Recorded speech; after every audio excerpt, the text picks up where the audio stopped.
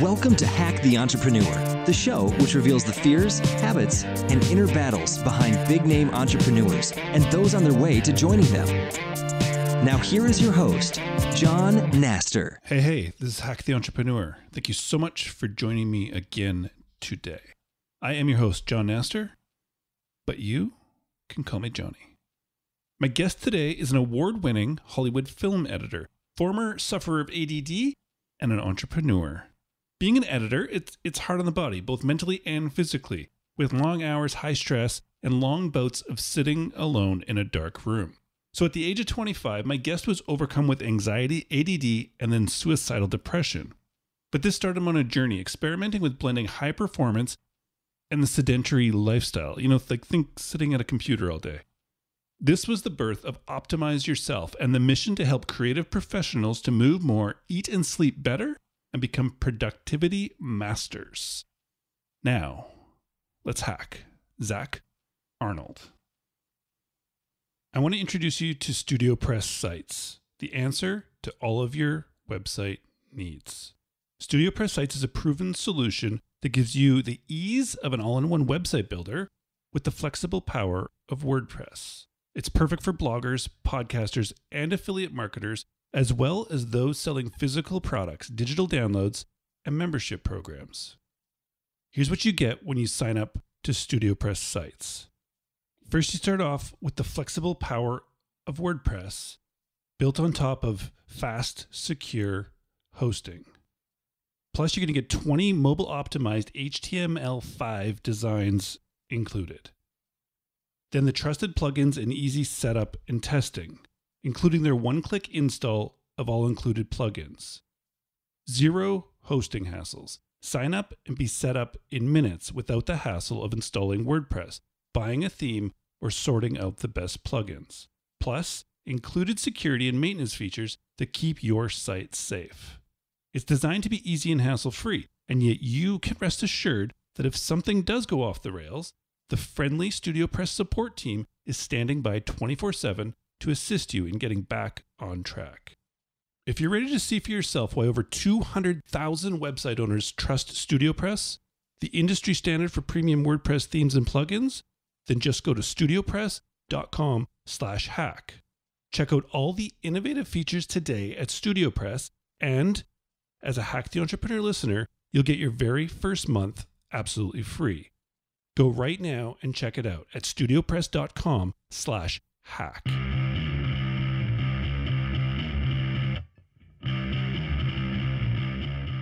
We are back with another episode of Hack the Entrepreneur, and today we have a very, very special guest. Zack, welcome to the show. Yes, thank you so much for allowing me to be here. I very much appreciate the opportunity. Absolutely my pleasure, Zack. And the reason you're here is because I think it's going to be a lot of fun.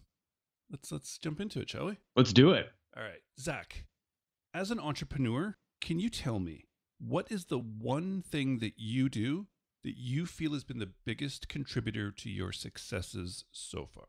Yeah, this is a really tough question for a budding online entrepreneur where you try to do everything at once, and honing down to the one thing is very difficult. But for me, I think the one thing that comes to my mind is authenticity. I think that the reason that my story has resonated and my program has grown organically is because I am so open and honest about my own struggles, the mistakes that I've made, and how I've overcome them. So I make it very clear to my audience, I'm not coming to you as an expert. I don't know everything. I'm just a little bit further along the path, and I've done a lot of the experimentation. I've talked to a bunch of experts. I've distilled the mountains of information that are out into the world into smaller bite-sized pieces. And now I want to go on the journey with you. So the joke that I make on my podcast and in my emails is my audience knows me better than my wife does, because I'm so authentic and I share my story, and that really resonates with people. And it also gives me a little bit of room to kind of experiment and make mistakes where, like, if I have a launch and my website melts down or there's something that I just didn't do properly, I can be like, well, that's me. You're here making the mistakes along with me. So for me, the one thing that drives my business more than any KPI or any specific piece of software is my level of authenticity. I love it. Are you inauthentic with your wife then? No, I'm not inauthentic with my wife, but it's almost like I live this double life where, I'm working in Hollywood, I'm a film editor, I'm learning how to figure out all these strategies to survive the stress of my lifestyle. But then with my wife, I'm much more introverted, much more, and it's weird because she's like, "How do you do a podcast and like send out these emails and do this course? Like you're such an introvert." I'm like, it's weird. It's like it's this other part of me that I have to get out. So it's very bizarre. That's pretty cool. I like that. It's interesting that authenticity so much is linked to failure and making mistakes. Can authenticity be like also pulled through success and like showing how well you're doing? Yeah, and I think that that's part of it is if you're authentic with your audience and you show them the struggles and the mistakes, as soon as there is success, then they feel it's attainable. Because it's very frustrating to, like, for example, when I was going through my health journey or my lack of health journey, I would listen to podcasts and interviews with people that were industry experts and they're way up there in the clouds with their measurements and their calorie intake. And it's like, I could never do that. Like, I'm so far away from that right now. But when you listen to somebody that's a little bit further ahead, but not so far ahead that it doesn't feel attainable, when they do get success, you think to yourself, man, I can do that too. I just need to take some of the similar steps that he did, but this is attainable to me as opposed to there's no way I'm ever going to get there. So I'm not even going to bother trying because I'm so afraid of failure. Totally makes sense. Totally makes sense. I like that. So this idea, I like this of you being a budding entrepreneur. I want to sort of like dive into this story a bit if we can, because from what I know, you have a career in Hollywood editing movies and TV shows, like a successful career. And you've also decided to become like an online entrepreneur at the same time, I believe. And I would love it if we could kind of go back, not just through sort of the process, but first of all, like your mental like mindset sort of that made you decide to even take this step. Yeah, so there's kind of two major benchmarks or aha moments in my life that kind of led to this. So I digress if I go a little bit too far back, and that's the beauty of editing is that you can always edit it out if you need to. But really the journey started well before I actually decided to be an entrepreneur, and it was over 10 years ago now. I was editing my first feature film. It was a feature film for Fox Searchlight. And I was working a steady string of 16-hour days, 7 days a week with no days off, probably at least 2 or 3 months straight. And I was working from home. So I didn't even have the break of being in my car. So it was wake up, walk to the computer, work with somebody behind me for 16 hours, sleep, rinse, lather, repeat for 2 months straight. And it led to suicidal depression, panic attacks, anxiety. Like I was at the point where I couldn't even do a simple errand like take the trash out without breaking into tears from overwhelm. And I realized that I basically had two choices, which was I don't want to live anymore, or I need to find a way to survive this because I've wanted to be a creative professional and be a film editor since I was like 9 years old. And I thought, all right, well, what if I started to treat myself like a professional athlete rather than just being the sedentary slug in front of a computer? What if I took all of the knowledge that I had acquired before I had become an editor because I had spent years in martial arts and yoga and strength training and high performance? What if instead of that being something I did in my free time, I did it all the time? So my journey, I spent years doing all kinds of experimentation while I was working, buying a bunch of equipment, doing different exercise programs. And then when I finally cracked the code and it was really working for me, a lot of people in my industry started saying, what in the world are you doing? Because you have so much energy and you're working on so many different projects and you're thin. So how are you doing this? I'm like, maybe I should just create a blog, or I know I'll do a podcast. Podcasting sounds fun. Everybody can do it. All you do is you record an audio file, you make it an MP3 and you upload it. It's easy, right? I had no idea what I was getting into, but it was never about a business. And people would ask me, well, how do you monetize it? And this and that. And I'm like, what are you talking about? Like, I just want to talk about this stuff. I'm passionate about it and I want to be able to help people. But then about a year later, I hit another massive wall of creative burnout. And it wasn't quite as bad as the first one, but it was pretty bad. And I realized I was focusing so much time on the podcast, on the blog, on just learning what is WordPress and what is an email list. Like I came into this knowing nothing.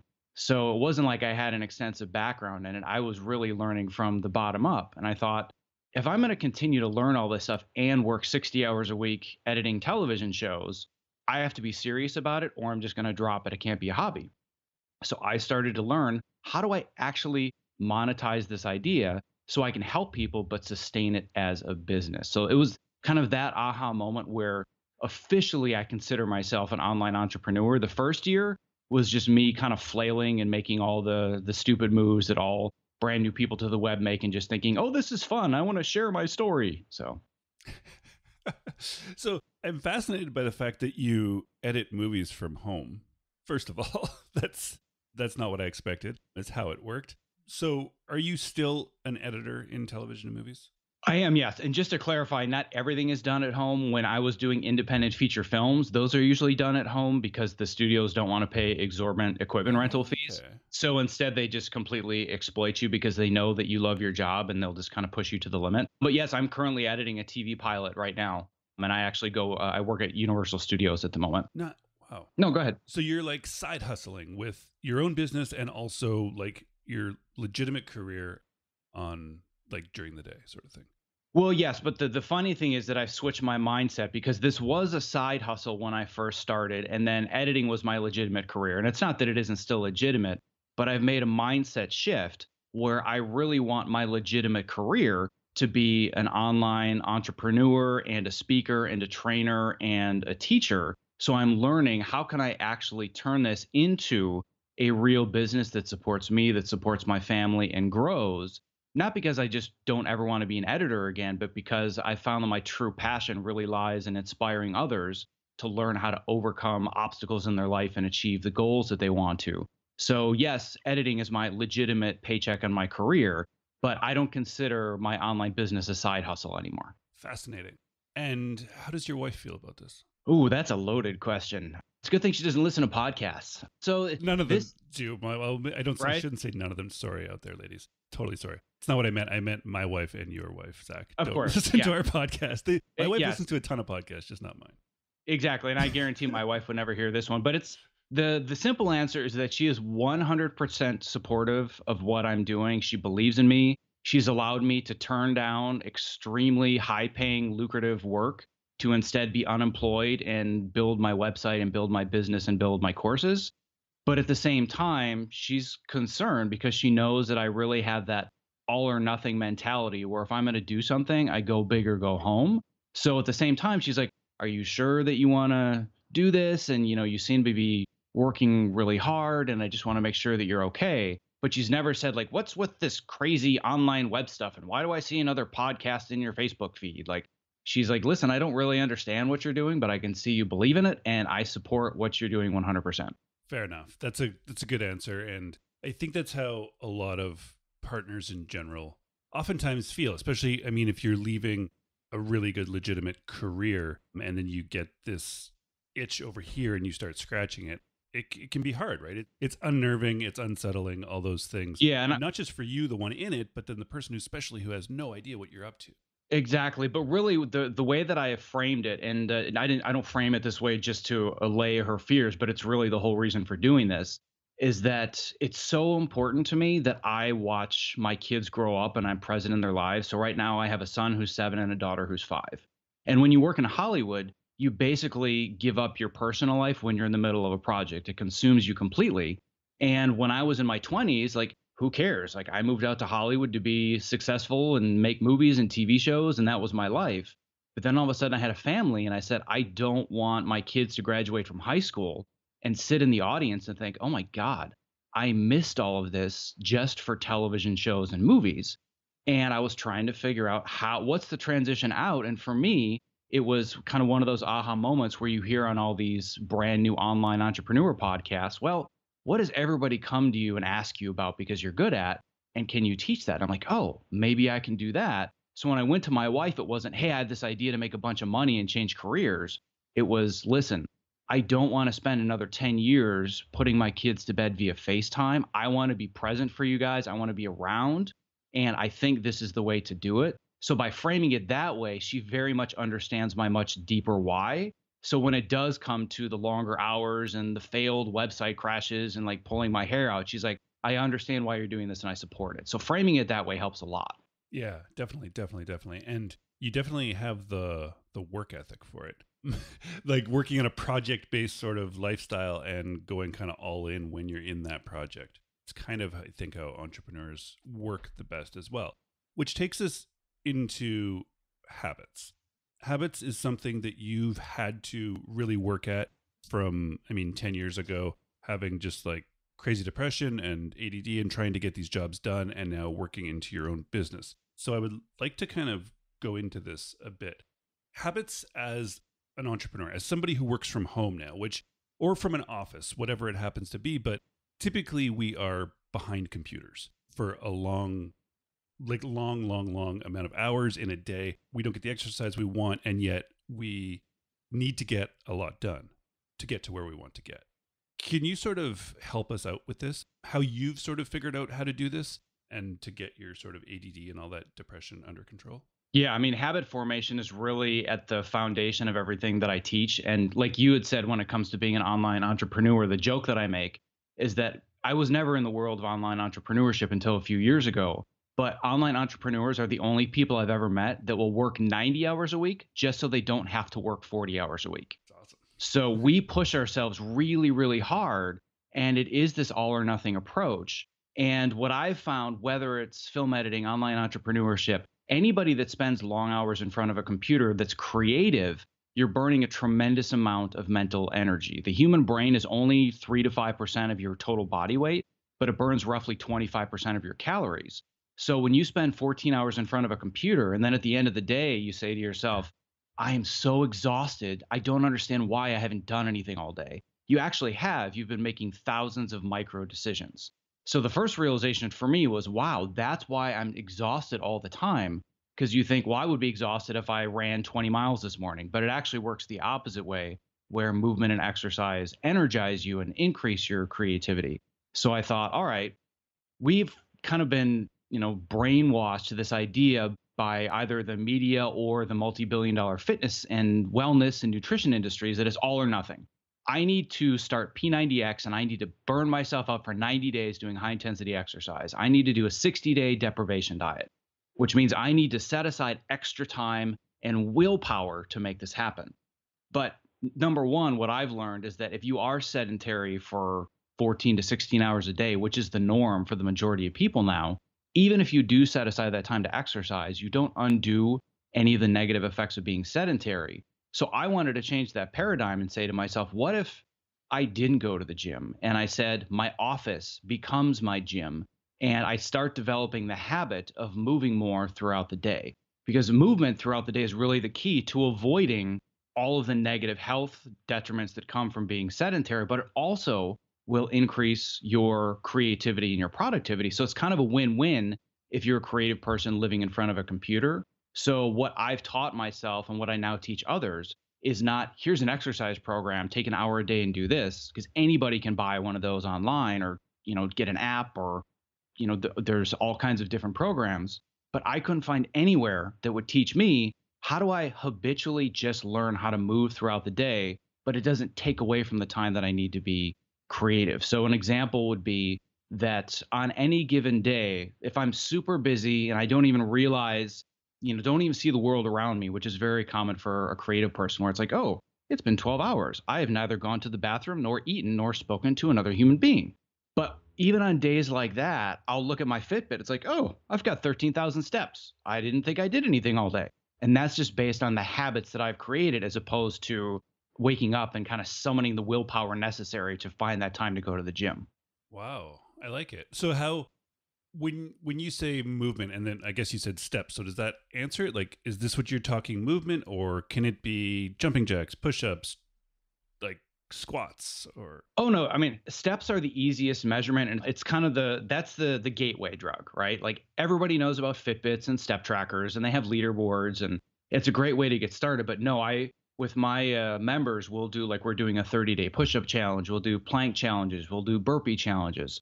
So it's really not about steps, because one of the jokes that I make with my members and with my audience is there's this idea of empty steps, kind of like the idea of empty calories, where if you're barely, like, one thing that people do to get their step count up is they'll stand in front of their desk and they'll just kind of gently lift their legs up and down.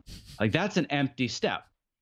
Because it's not very intense. And luckily, most of these trackers will not quantify that as an active minute. So I tell people you just need to find a way to continually avoid being sedentary for 30 minutes at a time or more. Because basically, the negative effects that happen when you're sedentary, both cognitively and physically, start to add up at like the 30 to 60-minute mark. And then anything beyond that, it gets really, really ugly really fast. So I just tell people it can be really as simple as just standing up, walking around, taking 10 steps and sitting back down. It can be jump roping. Like that's one of the huge benefits that I have that I teach people is 2 to 3 minutes a day. I'll just step outside and I'll do 60 seconds of jump roping. And it's just like this little adrenaline hit that and it's actually been proven that doing high intensity exercise for 30 to 60 to 90 seconds can actually give you a more sustained energy boost than a cup of coffee.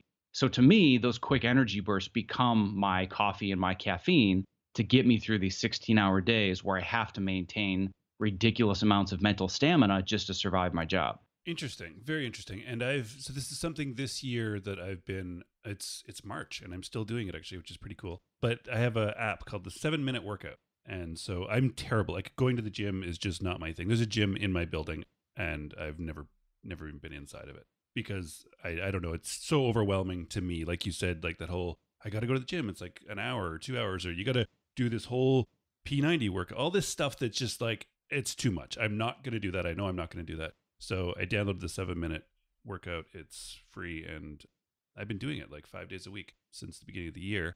And it helps, but it's also, that's one of the first things I do in the morning. And then I sit for most of the day, which is probably terrible as you're telling me now. Yeah, and that's one of those things that I realized the hard way was I was doing P90X and I've trained for Spartan races and Tough Mudders and done all the kind of extreme sports because I was thinking, well, I have been sitting for 12 hours a day, but if I knock out 60 minutes of P90X at 10 o'clock at night, I'm healthy because I am burning more calories than I'm taking in. But that's really not the definition of health. And I want to make it very clear. I'm not saying exercise is bad because some people think, are you saying that exercise isn't good for you? It's like, no, of course exercise is good for you, but exercise is about building strength and building endurance. Exercise isn't necessarily the path to long-term health and longevity.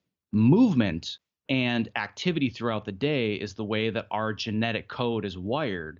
As hunter-gatherers, we spent tens of thousands of years moving throughout the day. We didn't do push-ups and burpees and P90X to survive. And you think about, oh, well, I think it's been 40 or 50 years since really the exercise movement and going to the gym has taken off. You look at the curve for when people started exercising and you put it against the curve of obesity and the sitting epidemic and everything else, like we're the unhealthiest we've ever been as a society, yet everybody's going to the gym and doing exercise programs. And I'm not saying there's a direct correlation and that correlation equals causation.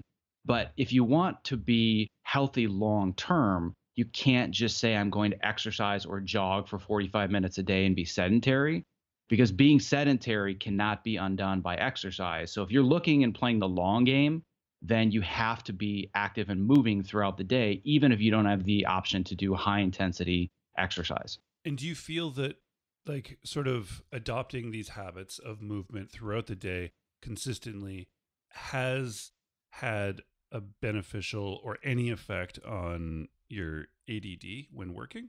Oh, it's night and day. I mean, it's not like, do I see any benefit? I'm a completely different person. So have been very honest and authentic, like I said, with my audience, where they know the different medications I've experimented with throughout the years. They know about my attention issues. And it's one of those things where necessity is the mother of invention. And because I have such a highly creative job, and I got to the point where I couldn't even organize my basic tasks, I said, I've got to learn a better way to do this. I've got to learn, how can I become more productive? So one of the areas that I really dove into was the world of productivity hacking. And one of the best productivity hacks on the planet is movement. So if you have OmniFocus and Trello and all these amazing apps and you've got 20 different automations running, but you're sitting all day long, the number one productivity app and operating system that you have is your brain. So if you're not making sure that that's taken care of and updated regularly, all the other productivity hacks and task managers aren't doing anything. So even when I'm at my worst, when I'm dealing with horrible bouts of creative burnout, and it's not like those are things from 10 years ago. I still hit those probably, I don't know, every couple of years, it kind of comes around like a wave. I could basically, measure the tides based on when I'm going to get creative burnout at this point. But by, when that creative burnout comes, the one thing that I maintain is movement. I may find that my diet kind of goes away because the more you deal with depression and anxiety, kind of your appetite regulation hormones get out of whack. My sleep kind of becomes a mess. But the one thing I continually do is move throughout the day. And that's what keeps me centered and keeps me focused on the tasks at hand. Impressive. Impressive. So the medications don't work, the movement does.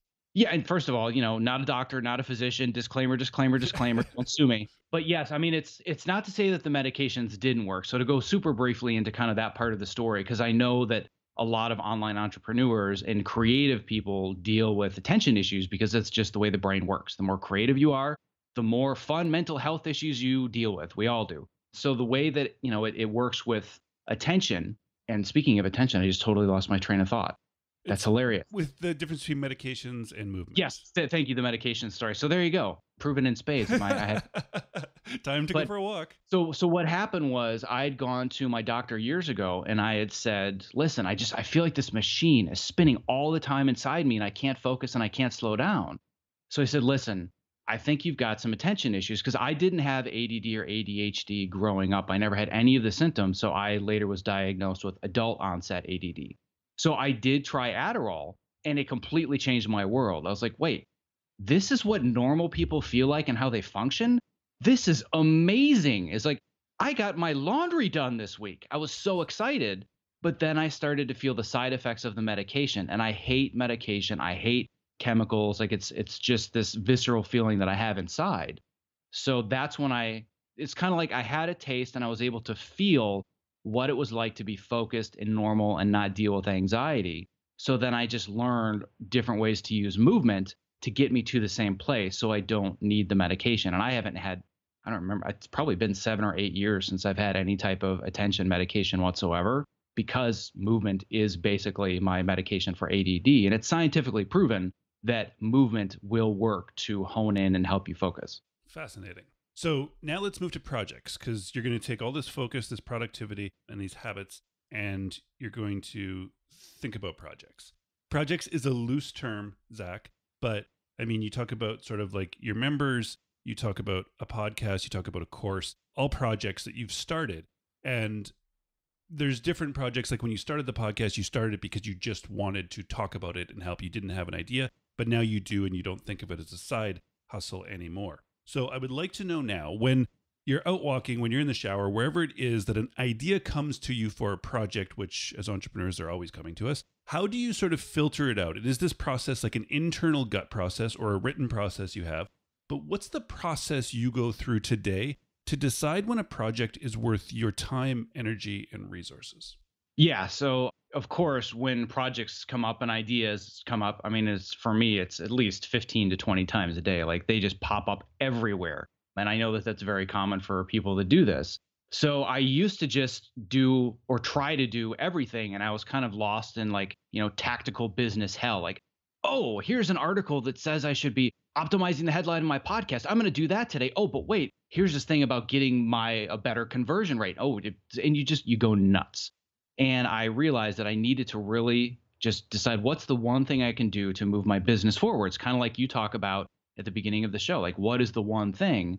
So my process is very organized and written down because it has to be. Otherwise, I do get lost in the sea of having too many ideas. So for me, I get most of my ideas when I'm walking. So I've just habitually scheduled at least 2 walking breaks throughout the day. And I have my phone with me just like everybody does because they're basically tethered to our bodies permanently now. So what I'll do is as I'm walking, I will get an idea or whatever it is, maybe thinking about an email that I want to send out or people that I want to reach out to for a podcast. I'll just record it. I'll just use the voice memo app on my phone and I'll record it. And if it's something that doesn't need to be done today, like if it's like, oh crap, I forgot I need to send my wife flowers, like that's obviously going to go into a task manager. It gets flagged. I know I need to do it. But if it's, wow, I love this idea for creating this new lesson in my course, I don't need to do that today or even by the end of the week. So I'll just have that audio file, I'll leave it, and then I'll process all of those ideas. I'll send them into Evernote, and then I transcribe them. And at one point, I tried to automate this process, but I realized that by listening to my audio file and transcribing it, it got more into my brain as whether or not is this a real idea or is this just something that was a fleeting thing that is not that important right now. And then I do a weekly journaling process, and not like journaling in a purple diary with a locket where I talk about my feelings, but more, what are my goals for the week? What are the obstacles that I need to overcome? How can I focus on them? What are the actions that I need to take? And then I'll see 100 different tasks in my task manager and say, great, I'd love to do all these, but I can probably only get 10 or 15 of these done. Which ones are the most important? Which is the project that's going to drive my business forwards? So that's the one that I'll focus on. All the tasks are still there. They're still broken down and organized, but I don't get nearly as anxious because when I don't organize them, I feel like I have to do everything, yet I feel like I'm doing nothing and I'm achieving nothing.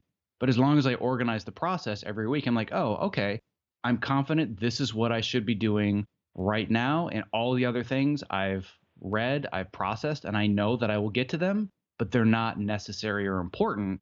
Therefore, my anxiety goes down and my attention goes up because I'm confident I'm working on the right thing right now.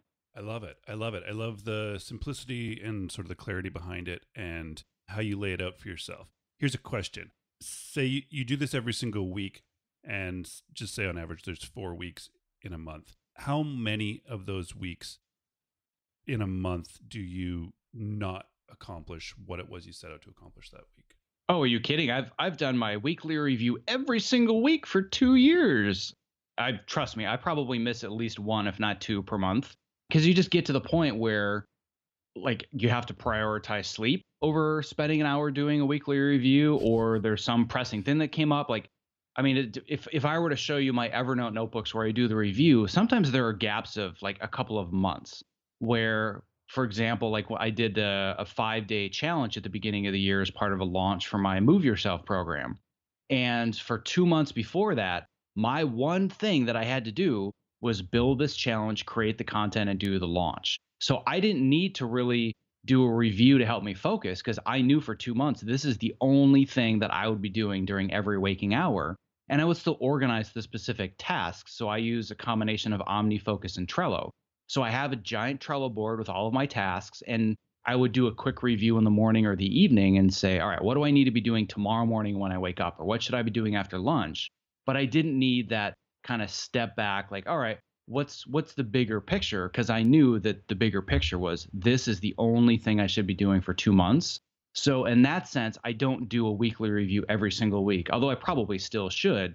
I just get into that laser sharp focus mode, which is another one of those paradoxical symptoms of attention issues, is that you either have laser sharp focus and you can take down the Death Star, or you can't do your laundry. I mean, it's kind of one or the other, and I've been on both ends. I have too. And I like how it's almost like you take it like activity, like movement, like working out. It doesn't have to be all or nothing. So if you even fell off the horse for a couple months and don't do it, it's not like, well, I should never do that again. It's just don't beat yourself up over it. Just get back into it when you feel like you're ready for it again or need it. Well, and that's the psychology that I try to teach, is really shifting somebody's mindset, because with this all or nothing approach we've been taught, when you get one of these exercise programs, one of the first things they give you is your 90-day calendar. So it's days 1 through 90, and every single day has the exercise laid out. So what happens? The first week or two, you're totally in it. And then week 3 comes and it's Wednesday and something comes up, or you don't feel great, or you don't have the energy, or you're sore and you miss it. And you're like, oh my God, I missed this day. I failed. I was supposed to do this in 90 days. Now I failed. I'm going to give up. And that's why between 92 and 96% of these programs never get completed, and why people don't finish their goals, because failure or success is based on one metric. My belief is that if you develop systems, if you fall off the wagon, you just wake up the next morning and you start over. So if you're developing habits and you're saying, I want to move more, I want to get, let's say your goal is 12,000 steps a day. That's a common goal that I try to push my members to get. If you get 8,000 that day, so what? Wake up tomorrow morning and use the same strategies and systems to get 12,000 the next. But it's not a 90-day program. It's a 50-year program. You're trying to get to the point where 30, 40, 50 years down the road, you can sit on the floor and play with your grandkids. It's not about I want somebody to have this amazing before and after picture where 90 days after that amazing picture, they've gained all the weight back and then some, which is what happens to those who even succeed. Yeah. Yeah, exactly. And I mean, 8,000 steps is pretty decent. I mean, really.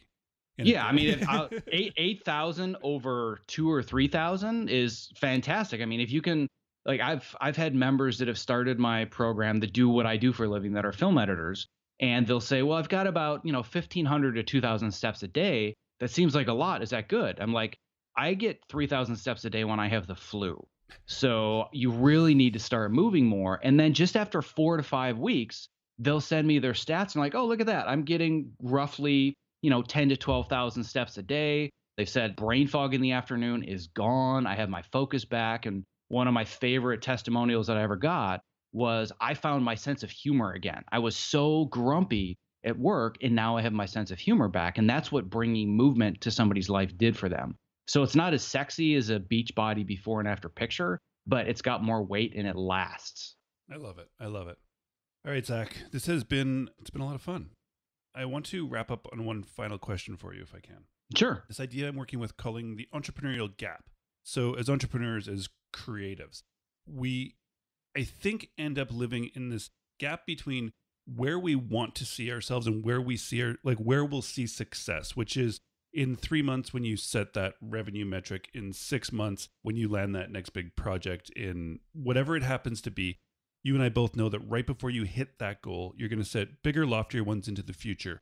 And it seems like no matter what we accomplish personally, to the outside we look successful, but from inside it's always in the future. And so I think we live in this gap where we don't see where we've come from and we're always trying to look where we've been. So I would love it right now, Zach, if you could stop and turn around and look behind you. You've moved to Hollywood, you've got the career you wanted, now you've started a business that started as side hustle, and now it's moving into a full-time career as well. But if you could look at the highs, the lows, the wins, and the losses, and just tell me how you feel about the whole journey up until today. Man, that is such a loaded question. And you are right that is exactly the way my brain works as well, where anybody will look at what I've accomplished with the online business in just a little over a year, or look at my career and it's like, it's amazing what you've done. And I'm like, yeah, but you don't know where I want to go in my head. You don't see the picture. Like, that's all I'm focused on. So that is a tendency that I have as well. And I think that really if I were to look back, like, I don't want to talk about KPIs or email subscriber growth and like that stuff, it's sexy in the minute, but it doesn't really answer your question. And I think what I'm really proud of is that I have been able for myself to solve a problem and now teach how I solved it to so many people that didn't know there was an option with the environment that they live in. And it's still on a small scale, and this is one of those thinking to the next step. I want to reach more people that live this brutally stressful lifestyle in front of computers, which is a lot of people, and realize there is a much easier, more approachable way to get there. But even when I look at what I've been able to accomplish just in the year and a half that I've been fully developing the business, and I've seen the transformations on a personal level, and people have said, I get home at night and I actually have the energy to read my kids a story and enjoy it. Like, that to me is an accomplishment that even if I shut down my website today and I completely quit and I threw in the towel, I know that I've had some lasting impact on another person's life, which at the end of the day is, I believe, the whole point of why most of us are doing what we're doing. Excellent answer. Excellent answer. All right, Zach, we've got to talk about your business in passing. Could you now specifically tell the listener about your business, where to find it, and then where they can track you down online? Sure. Yeah. So the name of my program is called the Optimize Yourself program. And I've kind of gone through some of it already, but basically I focus on helping creative professionals as well as online entrepreneurs who spend brutally long hours chained to a computer, most likely in a dark room like me. And I show them how to skyrocket their energy, their creativity, and their focus by using movement, by eating better, by sleeping better, and becoming a productivity ninja. Because my philosophy is there's really no point in sacrificing yourself for your creative work if you don't have any energy left over to actually enjoy the fruits of your labor and enjoy your life. So that's kind of the focus of what I do. They can find my site at optimizeyourself.me. Excellent. And you are on Twitter? Yes, on Twitter as well. I'm currently personally under the name Empire Editor, which may change because I was on the television show Empire for a couple of years. But they can also just find my program at Optimize Yourself. Very cool. So at Optimize Yourself and at Empire Editor on Twitter if you have more questions for Zack to follow up with. OptimizeYourself.me is the site. We talked about the 7-minute workout, Trello, and OmniFocus as well. I'll link to all of that in the show notes on Hack the Entrepreneur. So it's there for you when you're finished having that walk or at the gym, whatever it is you're doing right now to get movement behind you. All right, Zack, it's been an absolute blast, man. Thanks so much for joining me. Thanks for sharing so openly. And please just keep doing what you're doing because it's awesome to watch. I appreciate it. Thank you so much for the opportunity. Today's episode of Hack the Entrepreneur is brought to you by StudioPress Sites, a proven solution that gives you the ease of an all-in-one website builder with the flexible power of WordPress. It's perfect for bloggers, podcasters, and affiliate marketers, as well as those selling physical products, digital downloads, and membership programs. Check out all the innovative features today at studiopress.com/hack. And as a Hack the Entrepreneur listener, you're going to get your very first month absolutely free. Go right now and check it out at studiopress.com/hack. Well, that was a lot of fun. I thoroughly enjoyed being part of that conversation, and I hope you did too. And I also enjoy now this part of the show, the part where I get to go back and I get to listen. I get to listen like you got to listen through to the conversation to see what it was I missed that Zack had said. So I went back through the conversation, then I went back through the conversation again. That second time through, there was definitely something I had missed. I don't know how I missed it, but I had missed it, and it was sitting right there in front of me. It was that one thing that Zack said. Did you get it? Did you hear it? Let's do it. Let's find the hack. So what I'll do is as I'm walking, I will get an idea or whatever it is, maybe thinking about an email that I want to send out or people that I want to reach out to for a podcast. I'll just record it. I'll just use the voice memo app on my phone and I'll record it. And if it's something that doesn't need to be done today, like if it's like, oh crap, I forgot I need to send my wife flowers, like that's obviously going to go into a task manager. It gets flagged. I know I need to do it. But if it's, wow, I love this idea for creating this new lesson in my course, I don't need to do that today or even by the end of the week. So I'll just have that audio file, I'll leave it, and then I'll process all of those ideas. I'll send them into Evernote, and then I transcribe them. And at one point, I tried to automate this process, but I realized that by listening to my audio file and transcribing it, it got more into my brain as whether or not, is this a real idea or is this just something that was a fleeting thing that is not that important right now? And that's the hack. Zack. I love this. So it's Optimize Yourself. This is your business. And so obviously the hack had to be something like this. And this is big for me. And I know this is probably big for you too, is ideas. Ideas when you're maybe not at your desk or not at your computer. And even if you are, this idea that we are having ideas in the shower, anywhere, and worrying about them, worrying about hanging on to them too much, I think is an issue. And so I love this method. Like we literally have these phones with us, right? You don't need a new app. You don't need a new notebook. You don't need anything new. It's something you have already. Record the audio into it. It gets it out of your head. It gets it so you're not going to forget it because it's there. But the real value, I should say, that Zack gets to at the end is that you're going to go back and you're going to listen to these. And you're going to write them down when they're good ideas and put them into Trello, put them into whatever you use after that. But for the most part, I think, is that 90%, 95% of these ideas, you're going to go back to them and the emotional sort of attachment, the excitement of like, oh my God, I have to do this, is going to be gone because it's going to be a week later or 2 weeks later when you listen to them. And if it's still a good idea then, when that emotional sort of aspect is gone, then definitely get it into Trello and act on it. But it's going to be the thing that's going to stop so many of those like shiny objects where you're focusing on the wrong things at the wrong time and not the things that you should be doing. This stops us. It's hard to tell yourself to just not pay attention to shiny things, not to get distracted and start something new. It's hard to tell yourself that. So don't tell yourself that. Tell yourself you're going to record every single idea that comes to you at any point onto your phone. Every week, say every Sunday or every Monday, whatever you want, Pick a specific time in the week where you're going to spend a half an hour, you're going to go back and you're going to listen to them. You're going to delete the ones that are now like, oh, well, that was a terrible idea, John. Why did you even record that? Which will be a ton. And that's cool. You don't even have to think about it anymore. The ones that are left, put them into Trello, write them down, put them into the distance or into immediate execution for yourself. But this stops the idea of needing to think and almost worrying the fact that you're not executing on all these ideas that you're coming up with. It'll keep the ideas generating, which is a good muscle to continue to use, but it's going to put that weight of thinking that you're not executing on things to the side and giving it time and yourself to the space in your head to not have to remember everything and just put it there. So throughout the week, record to your phone every idea that comes to you. Every Sunday afternoon, have a coffee, listen to them, laugh at the bad ideas, record the good ideas, and move forward. Zach, thank you so very much.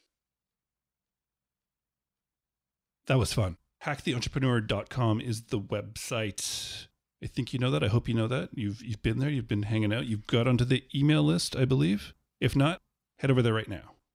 Get onto the email list. I would love to have you there, and I'd love to be able to write you every Sunday, right before or after, whenever it is you're done taking your notes. I'll have Zach's notes over there, show notes over there with links to everything we talked about, Trello, OmniFocus, Optimize Yourself on Twitter, as well as the 7-Minute Workout app that I've been using. And I think you'll really dig it. It's free and I've been doing it for over 3 months, 5 days a week. It's that easy. If I can do it, you can do it. All right. It's been fun. Thank you so much for stopping by. Thank you for taking the time to hang out today. I really, truly do appreciate it. It's been fun. And please, until next time, keep hacking the entrepreneur.